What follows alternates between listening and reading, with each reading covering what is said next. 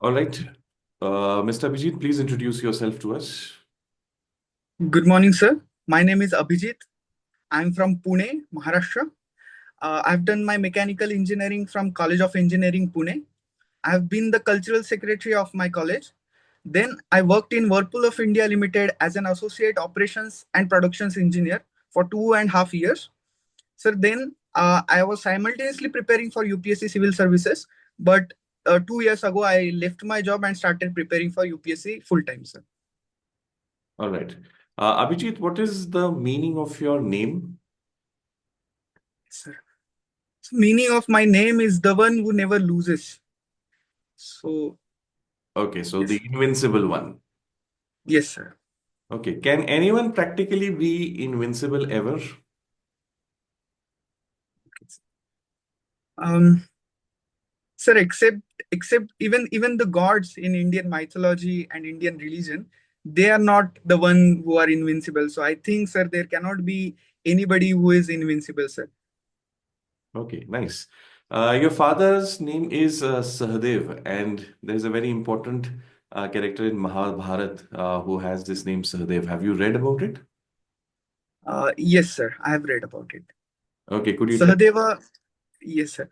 So Sahadev was the youngest of all, and he's fondly known as the Trikaldarshi. That is, he could see the past, the present, and even the future, sir. So that was his special ability among the five Pandavas. Okay, and he was also twin brother of? Nakula. Okay.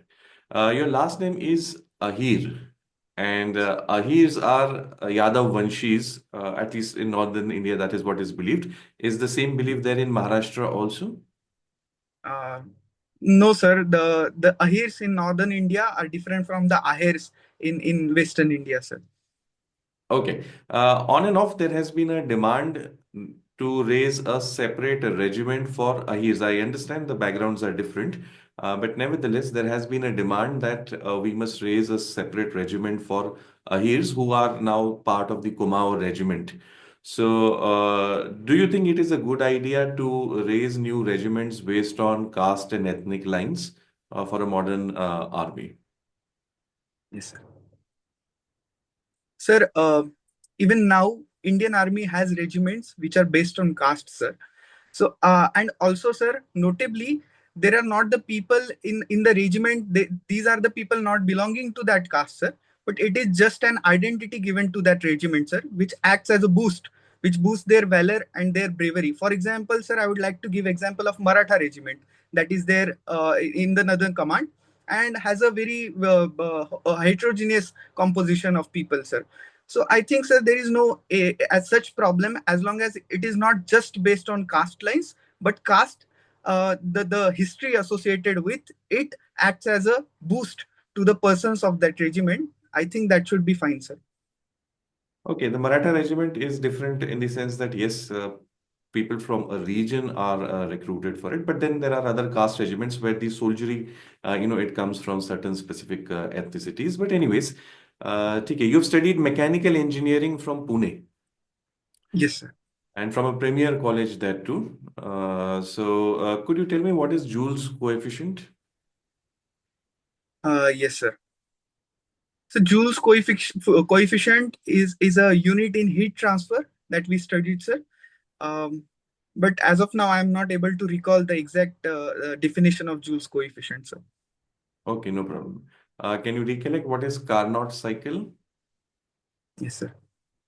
Uh, so Carnot cycle is a cycle in the functioning of uh, turbines, sir. Uh, but Is is it only turbines? um sorry, sir, I'm not able to recollect as of now. Okay, no worries. Your family comes from Parner in Ahmednagar district, which has Yes. a very significant place in the history of, you can say, the Bhakti movement, so to speak, right? Can you tell us a little bit about the significance of Parner from that perspective? And then what is the importance of Bhakti movement overall in the, socio-religious beliefs of our country? Yes, sir. So Parner is blessed to have hosted one of the greatest saints of Bhakti movement, sir. For example, even the Tukaram Maharaj um, has traveled to the Parner. There are historical evidences of it. Sir, if I have to talk about the importance of Bhakti movement in overall socio-cultural context of India, sir. Sir, I think Bhakti movement started as an alternative to the retrogressive and orthodoxical practices of the then Hinduism. Secondly, sir, Bhaktism promoted the feeling of fraternity even among the different religions, sir. For example, Bhaktism inspired Sufism, and then there is the bond of fraternity that got established between the saints and the fakirs. So I think it helped India to become as a one entity, as a subcontinent. And thirdly, sir, Bhakti movement helped people to assert their religious identities in a manner that they wanted. For example, sir, there was chanting, and the best part about this is there need not there need not be a middleman between the god and the individual worshipper, sir. So I think it in a way helped people to bring out their bhakti, their religiosity in the manner they wanted. Okay, but there is a paradox that we are seeing today. In the name of Bhakti, we're seeing the rise of godmen in our country across different regions. On one side, we are a country which prides on its educational attainments, right, going back to ancient times also. And on the other hand, we have tremendous blind faith as well. And in this day and age, so what do you think accounts for this contradiction in our society today? Sir. Um, sure, sir. Sir, if I had to bring sociology in answering your question, I see this kind of blind faith because of the millenarian movements that are taking place in the society, which calls that if there are rising uncertainties in the societies, which we see because of the globalization or because of the COVID pandemic that was there. So I think there is this need, there is this void of people to believe, which is not just based on science, but something supernatural. So I think the blind faith comes from that idea, wherein the god man, they make people believe that they are the only solution to their issues and their problems, sir. And that is why, sir, people from, especially from the people from lower strata of the society, they have this faith and blind faith in the god man, sir. Okay, what should be done to address this so that people are not exploited? Can I take a moment, sir? Sure.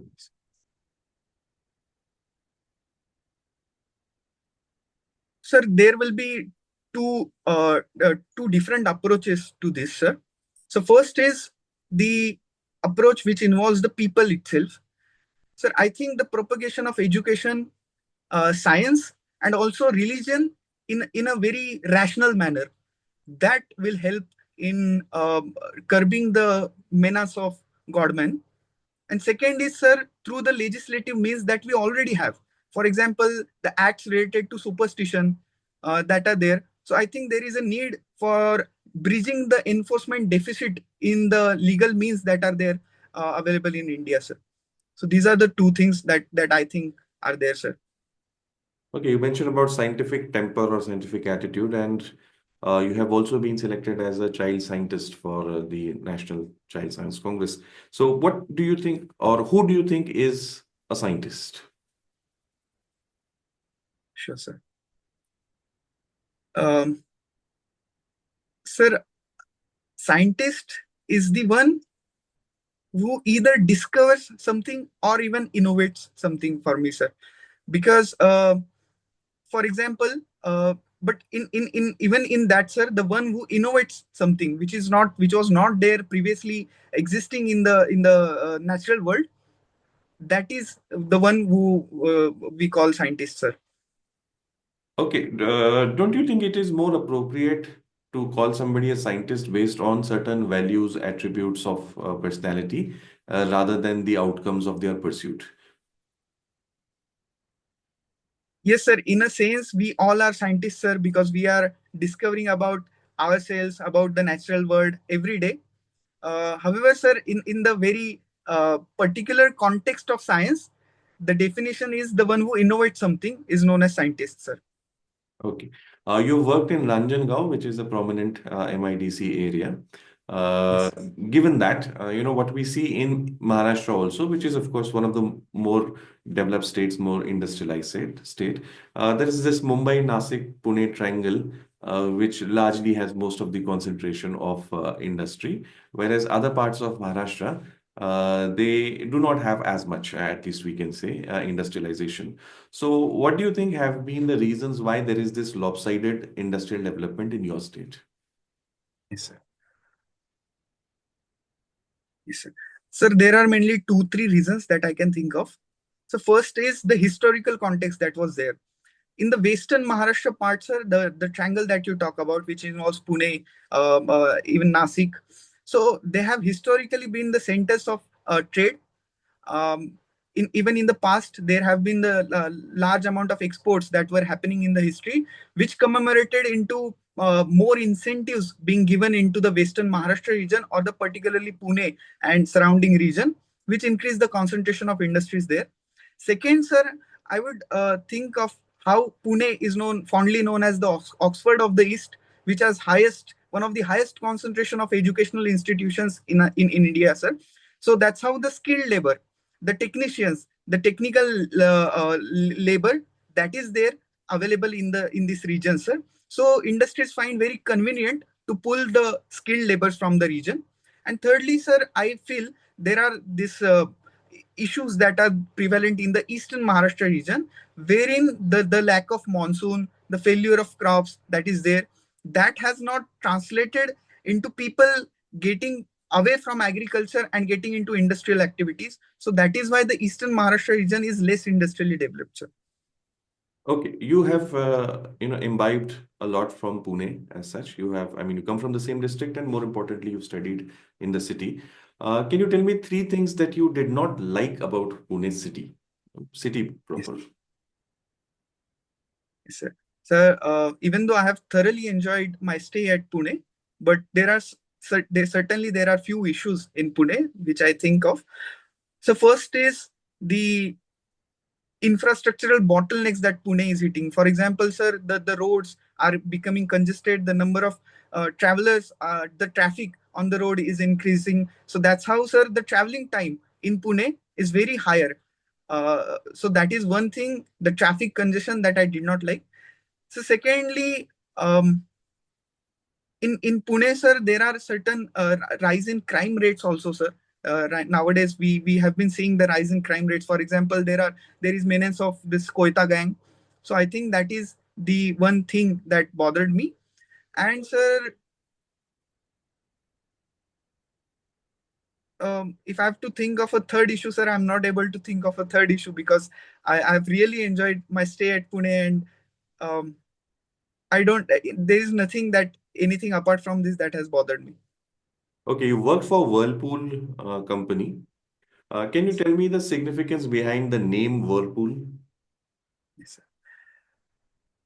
So, because traditionally Whirlpool is associated with the washing machines. The first product of Whirlpool of India, Whirlpool as a corporation was washing machines, sir.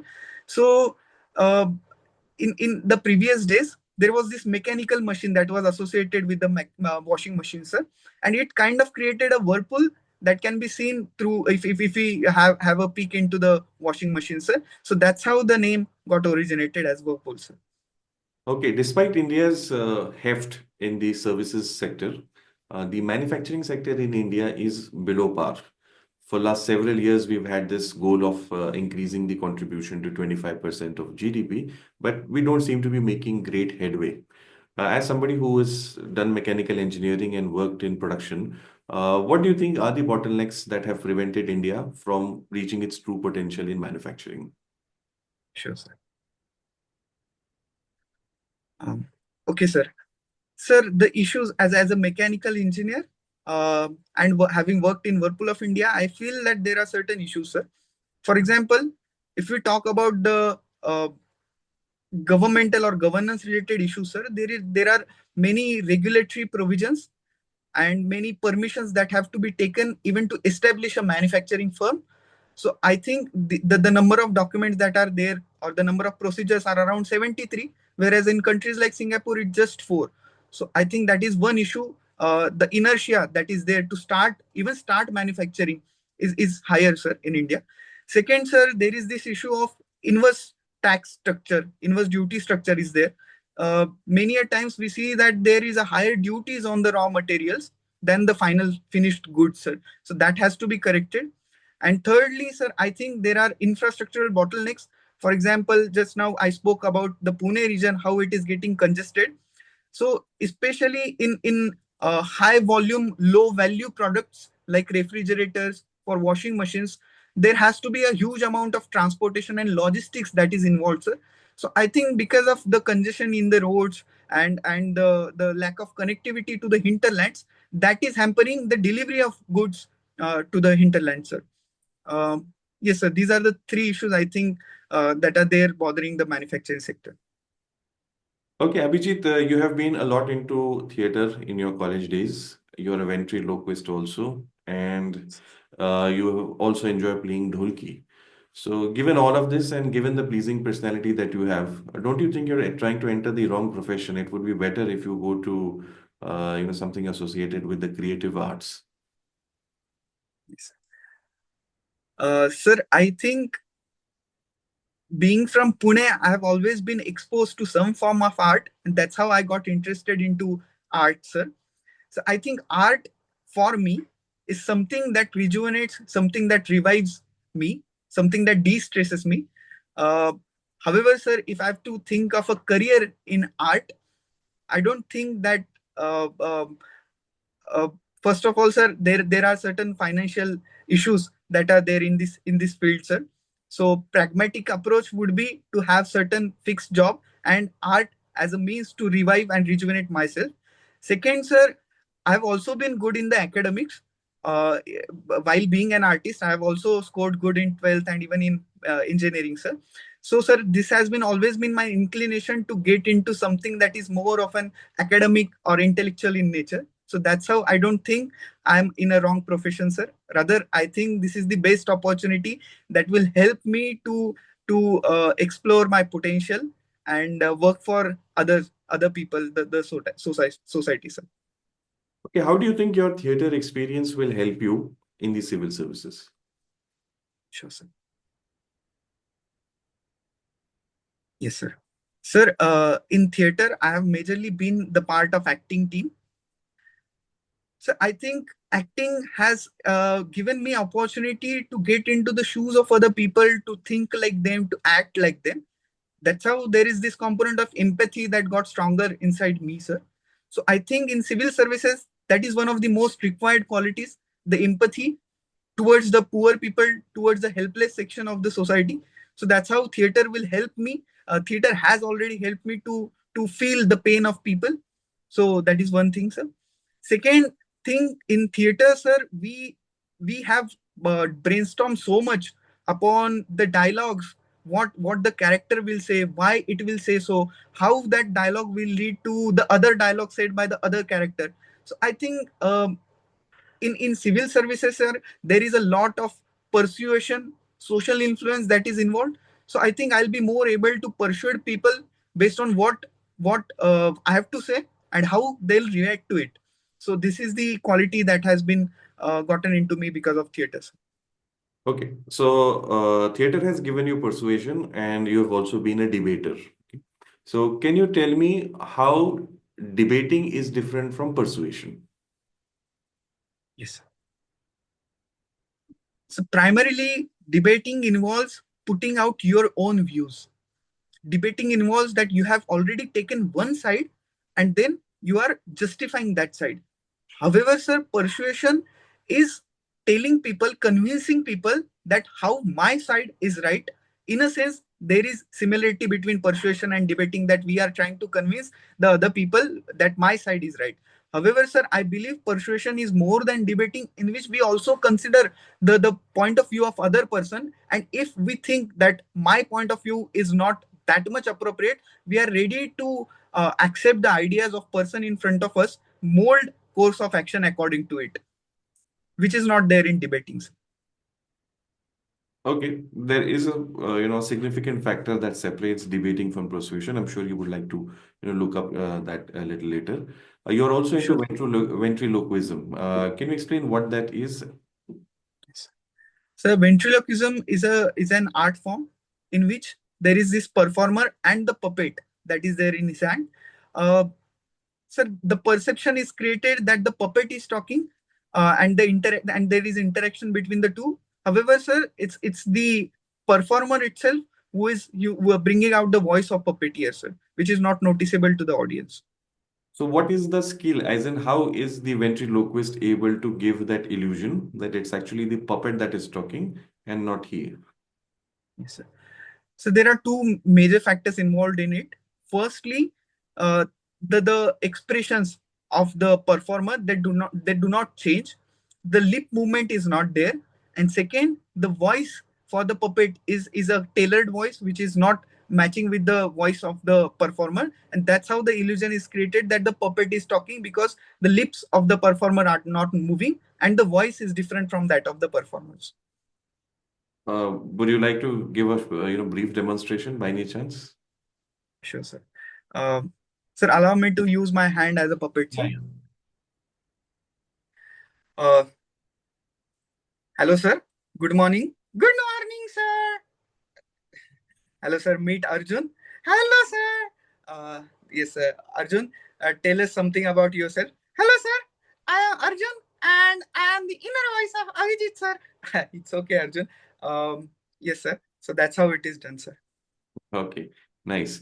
The Reserve Bank of India is going to come up with the central bank digital currency.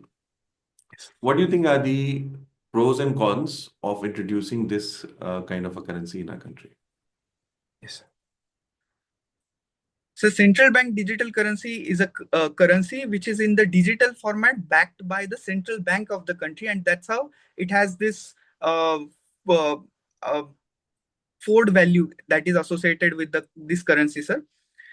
Sir, there are the pros associated with central bank digital currency, such as the digital inclusion, the financial inclusion through digital means that will happen. As we are aware, sir, there are very much a lot of mobile and internet users in India, around 800 million, sir, which is a huge number. So that's how there will be the more of a inclusion, financial inclusion. Second, sir, the cost that goes into the printing of the currency, the printing of the paper, and the need to back it by the gold reserves and other means that will reduce, sir. Um, However, sir, there are certain cons that are associated with central bank digital currency. Sir, I said that there are around 800 million internet and mobile users in India. However, sir, the 40% of India's population does not have a regular internet connection as such. So there is this threat of exclusion, financial exclusion that is there. And second, sir, it is so that is the con that is there, sir. Okay, in a day and age when internet banking is already common, we are already having many, payment interfaces. What exactly is the advantage that a digital currency is going to give us? Uh, Sorry, sir. I'll read about it, sir. Okay, no issues. Uh, Very soon, the next president of USA is going to be inaugurated, and he has a history of his previous term. What do you think, or how do you foresee India-USA relations in the years to come? Yes, sir. Sir, the next term of Mr. Donald Trump will be definitely a term will be a bag mix package for India, sir. Considering his previous stint and his emphasis on make America great again and America first policy, sir, there will be certain clashes, especially in the lines of on the in the trade sector, the economic sector between India and USA, sir. For example, sir, in the previous stint, Trump has asked India to reduce tariffs on the luxury goods such as Harley Davidson bikes, etc., that are imported from USA. So definitely there will be kind of a tariff clashes between India and USA. However, sir, in the geostrategic domain, Trump has always been supportive of India as a pivotal player in Indo-Pacific and South Asia, sir, to as a means to counter China, sir. So I think the geostrategic relations through means such as Quad will be strengthened between India and USA. So that's how it will be a mixed package for India. What about the H1B visa and other, migrant-related issues? Already, the team members are talking about certain things. How do you think that will, pan out on what kind of impact that will have on Indian industry? Yes, sir. So recently there have been talks in the USA that they are going to stricten the conditions that are there for H1B visa. So definitely there is the Indians constitute one of the highest ethnic minorities in USA. Sir, H1B visa is to be strengthened so that it will just take the creamiest of the cream so of Indian diaspora. So I think that will create an issue of people not getting H1B visas and losing maybe they losing up the jobs also. So I think that will the point of clash between India and USA. Sir. Okay. You mentioned about the Indo-Pacific region, and one of our important challenge in this region is the belligerent rise of China. Okay, with whom we have many disputes, including border dispute also. Okay, now just imagine that you are an Indian diplomat who is conversing with a Chinese diplomat over the border issue. What will be the three reasons that you will, present to convince the other side that our perception of the border, I mean, they are claiming whole of almost the whole of Arunachal Pradesh, for example. So what reasons will you give to support India's contention regarding where the actual border should stand? Yes, sir. So there will be three factors involved in it, sir. Sir, first of all, I think we should be very emphatic in conveying China that India is also one of the leading powers, not just in military but also in economic terms.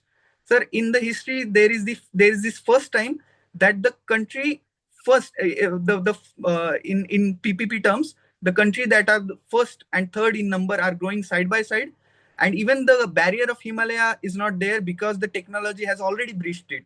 So I think I'll convey China that if there is even if there is any escalation on the border issue, that will cost dearly even to the China, sir. If they are thinking of the power differential, we are at par with China.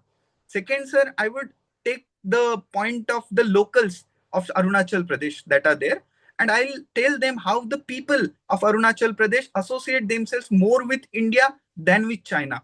So I think there shall be the locals and their opinions shall be taken into consideration while China claims Arunachal Pradesh, because people are not willing to associate themselves with China.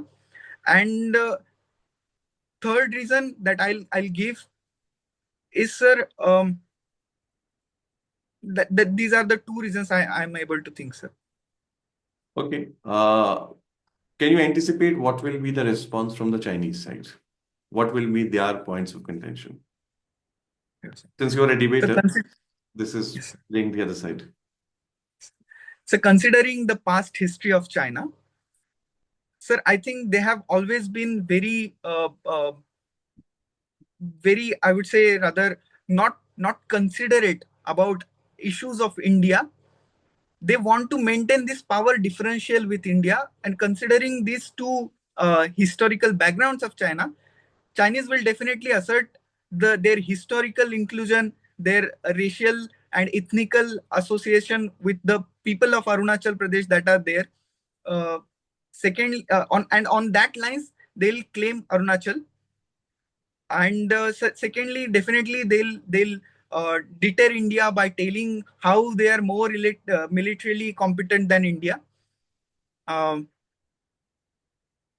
yes, sir. These are the two factors that they'll tell us to claim Arunachal again. Okay. Last question to you. Who is Abhijit? Sir,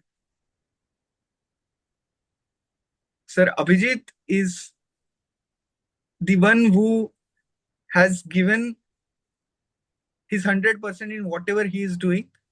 So that's how he was able to, just like his name, he was able to excel in the fields that he has entered. For example, in even in arts, even in academics.